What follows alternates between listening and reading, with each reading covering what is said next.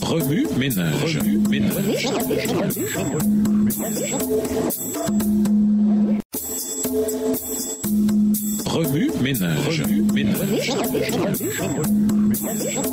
Bienvenue dans votre émission Remue ménage. Nouvelle leçon de jeudi. S'impliquer, le nouveau dirigeant. Moïse était mort, mais son œuvre, elle devait se perpétuer dans le souvenir de ses compatriotes. La mémoire de cette vie sainte désintéressée serait longtemps chérie et exercerait une influence persuasive et silencieuse dans les cœurs de ceux-là même qui avaient négligé d'en profiter. Josué, le nouveau conducteur attitré de la nation, était connu comme un guerrier courageux, résolu, persévérant, prompt et incorruptible. Paternel envers ceux qui lui étaient confiés, il était animé d'une piété vivante. Ses vertus et ses talents allaient être tout particulièrement appréciés par les Hébreux à cette période de leur histoire. Tel était l'homme divinement choisi pour conduire les armées d'Israël dans la terre promise. Durant le séjour au désert, il avait servi Moïse en qualité de premier ministre. Par sa simplicité, son calme, sa fermeté, quand d'autres fléchissaient, par sa loyauté envers la vérité, même dans le danger, il avait prouvé, bien avant d'être appelé à cette charge, qu'il possédait les qualités nécessaires pour succéder à Moïse. Ce n'était cependant pas sans de vive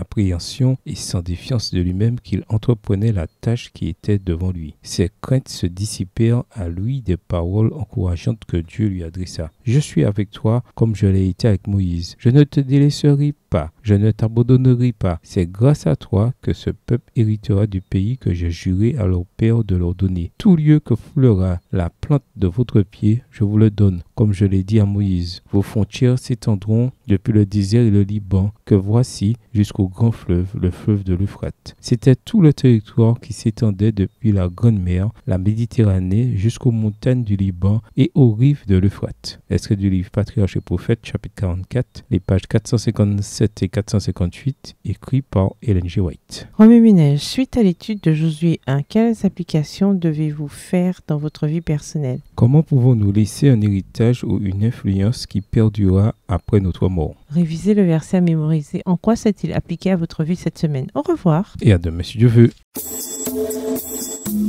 Remue ménage.